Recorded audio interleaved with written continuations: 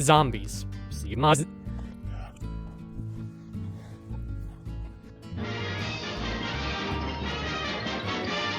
The idea of a zombie's been around for a while, and I think it's most popular in the medium of video games. I'd say movies come a close second, but there are numerous games where it's a zombie game. To the point where it's just kind of become, oh yeah, there's a new zombie game coming out. But there's one specific zombie game I can think of that comes to mind that stands out amongst the rest. And it was one of the first to do what it did. And I've never had the same experience playing another zombie game before. That being said, I've never played another zombie game before besides Left 4 Dead and Minecraft, so take that as you will. And that specific zombie game I'm talking about is Dying Light. Dying Light came out in 2015, and it's already 5 years old, and is finally getting a sequel that will come out who knows when. But I want to talk about the, goods and the bads of Dying Light, and what I'd like to see in the sequel, what I'd like to see improved, what I'd like to see stay, what I'd like to see absolutely demolished. So I just got a little trusty list, and we're gonna be going through that. Yes, I know I'm holding a Blue Yeti like a stage microphone. I do have a stand. I don't want to use it. This feels cooler. Get off my back. If you haven't played Dying Light, I strongly suggest you do. It's not the strongest in story, but it's just fun to play. Never in any other video game, even in Minecraft, never have I had so much fun just playing, doing nothing but walk around the world. Even in Minecraft, a game that is a sandbox where the only part of the game is the world, I still have more fun just running around and killing zombies.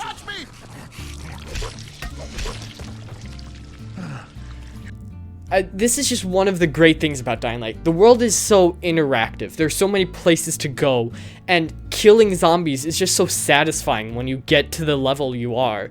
More end game, mid game, even in the start of the game when you're experimenting with the parkour mechanics. And I hope that feeling of world exploration and being able to run around stays, because it's cool. And one other thing that I hope stays that I think greatly increases the enjoyment of the world is the parkour. Basically imagine Mirror's Edge x Left 4 Dead. It's kind of that. It's really realistic where in the sense where you can't just use guns. Because if you use guns, the ammo supply is limited and bad zombies are going to come and kill you.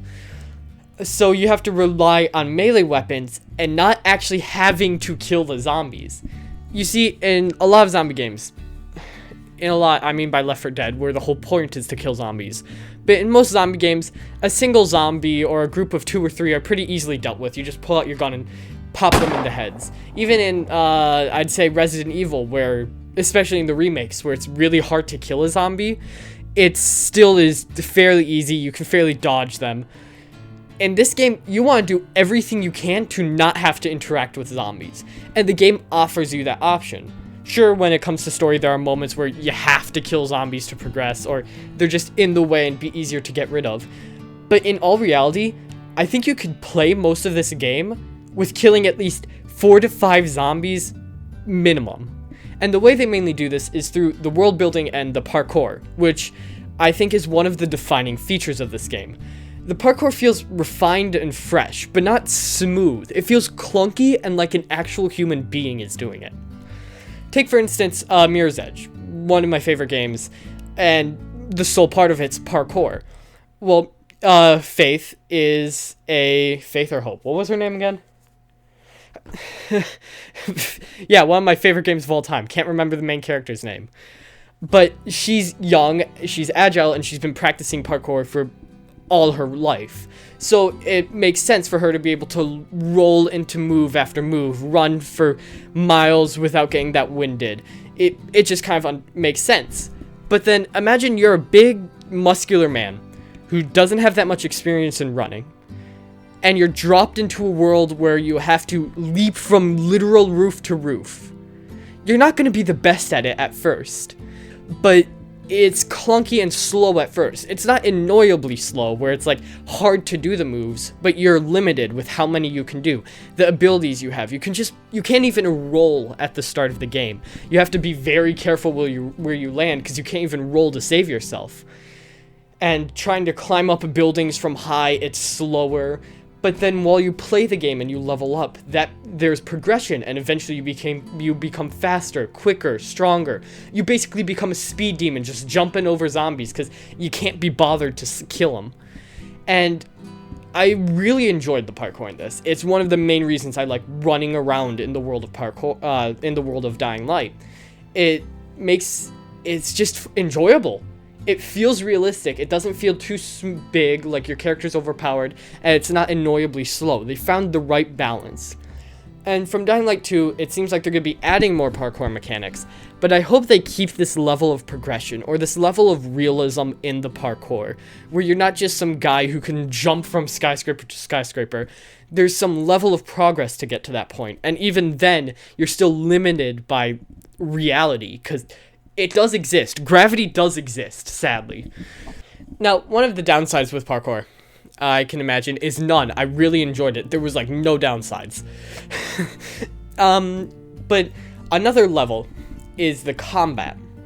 Running around the world, and the combat was good. Combat's where my issues start to arrive. But we'll get into that in a minute. Let's talk the good before we talk the bad. The combat in this game is clean, it's refined, and again, like the parkour, it feels realistic. Even when you're at the start of the game and you're just wielding a pipe, you're not slicing zombies. It takes forever to kill a single zombie because you're just bashing some dead meat with a pipe. There's not much you're gonna do. And as you level up, you get better weapons. Like parkour, you get better. You can slice zombies in one hit. You can jump on them from above. And this progression, again, is good, and I hope it transfers over. You're not just some instant zombie killer at the start of the game. It takes time to get there. You have to upgrade, you have to plan, you have to select the right weapons. You have to select the right weapons, and you have to plan carefully. Try to get advantage by using the environment around you. Maybe throw a zombie off a cliff so then you can kill the other two without worrying about that third one. Or blow up a barrel by them, hoping no runner comes up to kill you. All that good stuff. But the main issue with the parkour, the main issue with the combat is when it comes to non-zombie people. You see, zombies are slow, they're clunky, they're easy to kill. You can dodge back. If you've got the right weapons, the right tactics, you can take on a zombie pretty easily. But people are another story, and they are awful. If there's one thing I could change about this game, this entire thing is the man-v-man combat. It's one of the worst I've seen, to be honest. It really, either I'm that bad, or it's just pretty bad. You see, because people can throw stuff, which is realistic, yes. People can block stuff, which is realistic, yes. So why can't your character do that? See, it's so annoying to try to kill people, because you'll swing, they'll block, and they'll immediately kick you, and they'll have some second buddy there throwing stuff at you. It's not fun. You're constantly cornered against the wall like a weeping animal. I know I said this game pushes you to not use guns, to use other items and the world around you. But when you see Rise's men just sitting there like little buffoons, you might as well just pull out the 9mm and pop them both in the head. It's awful trying to deal with people. You see, because it's, I think, not really the fact that you're underpowered. It's the NPCs are just too good. It's not balanced. See, the NPCs can block, and they can throw stuff simultaneously. As I'm saying this, I realized I never used any of the throwable items when I played the game. So, like, probably 80% of my experience could have been removed if I just played the game. I am a legit reviewer, please subscribe. But it's just the abilities they have. They're a lot smarter, but you don't have the techniques, the stuff to counter them that easily. They're harder to kill, and they immediately swing back. Like, when you get damaged, you have a stumble period where you can't do that, where you can't do anything. And the NPCs will get that as well, but a lot quicker. So you will find yourself slashing at them, then turning to get to the other guy, but the guy you just slashed is already stabbing you in the back. It's more annoying than anything and just could use some fine-tuning. And one of my big issues with this is the humans at day thing they're pitching with Dying Light 2, where during the day, humans are going to be what you're fighting, not necessarily the zombies. Now, I have two issues with this, but let's continue with the combat one. With the combat, if it has the same or like the level of annoyance Dying Light 1 had with its NPC combat, this game will flop awfully because I hated that combat. Every moment I could get, I would avoid man-v-man combat or just pull out a gun, because guns were the only thing it felt like you could use against them, especially when they were carrying guns themselves. So yeah, I hope they change it. They fine-tune it, make it more even and easy to play. It seems like with the parkour and combat, you're going to be getting new weapon upgrades, new weapon mods, like new techniques, like this one where you're like Spider-Manning on a wall and you just bash some guy's head in the ground. That's like, bam, you Superman. I meant to say Spider-Man. So I hope my general thoughts is I hope they change the combat, fine-tune it so it's easier to fight people. And when it comes to zombies, it's fine. It works. They're clunky. You have to come with a different approach when you're coming with zombies just because of how they work. But with the NPC AI, it just makes it a lot harder and more annoying. I don't know how much I've contradicted myself or just repeated the same statement. Like I said, I'm a legit reviewer, so take my word as gospel. Now, I have this other issue, this other concern with Dying Light 2.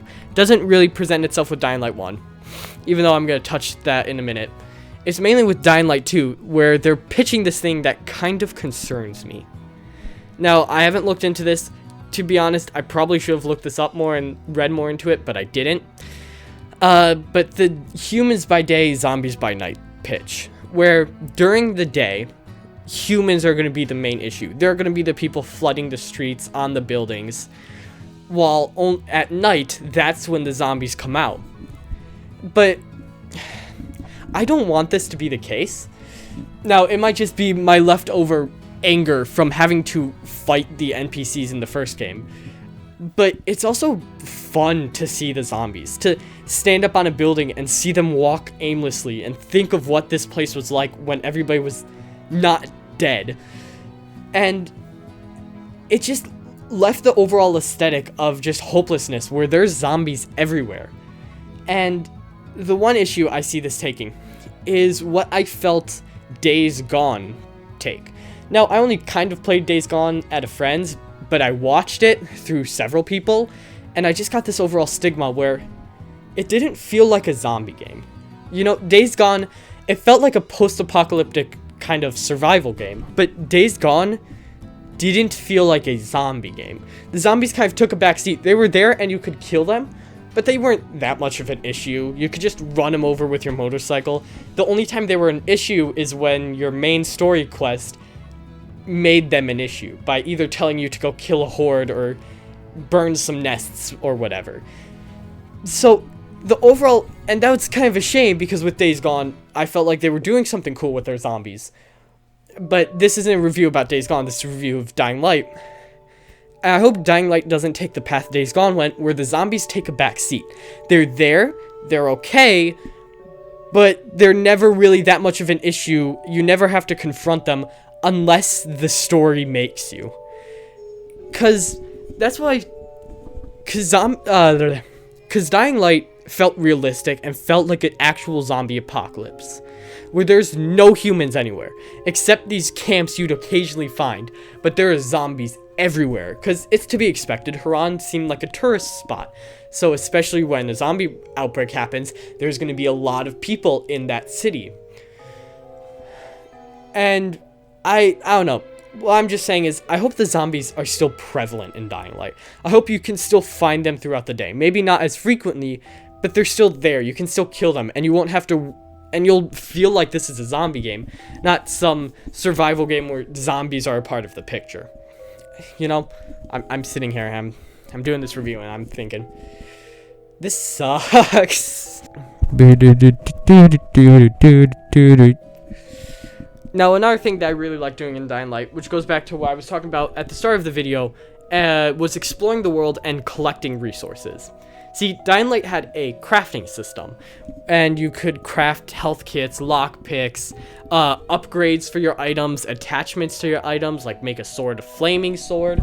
My mask keeps falling off. Pretty cool jazz, and all stuff to spice up combat and all that. And I hope this stays.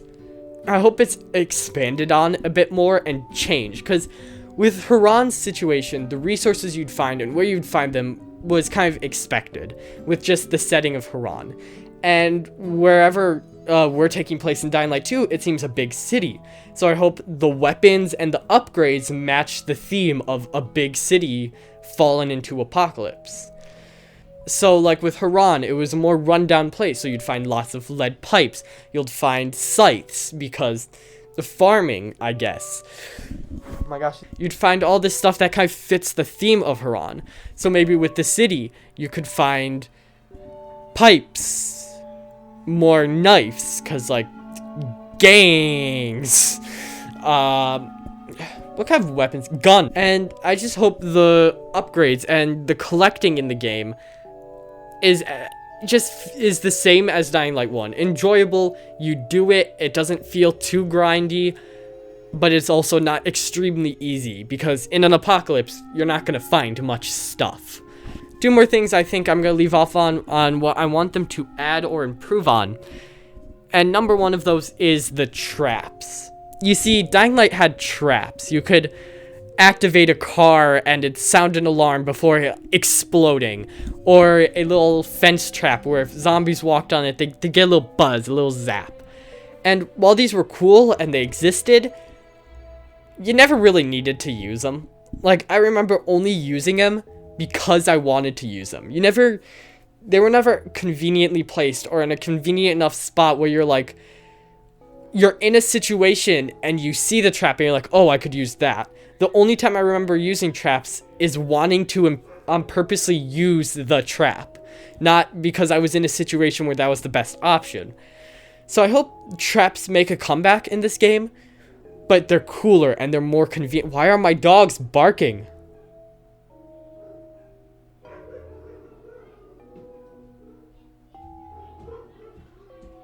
Yeah, I hope just traps become more convenient and you want to use them. Like, you'll be in a situation and you'll have 3 options and you'll be like, oh yeah, the trap's one of the options. You won't have to use the trap for using a trap. So, there's one other thing I wanted to add that I realized after editing and all that, were the side missions of this game. Since it's an open world, it's got a lot of side missions, story quests, other quests you can do besides the main story. And these were like really cool, really fleshed out. Not all of them were just simple, oh, go collect a tool, go to point B, collect something, come back to point A, you win. Some of them were really fleshed out, like this one playing right now, where you have to go into this separately dedicated hotel just for this one quest. And you're going through this kid's like detective work or something before the virus outbreak, trying to find his dog.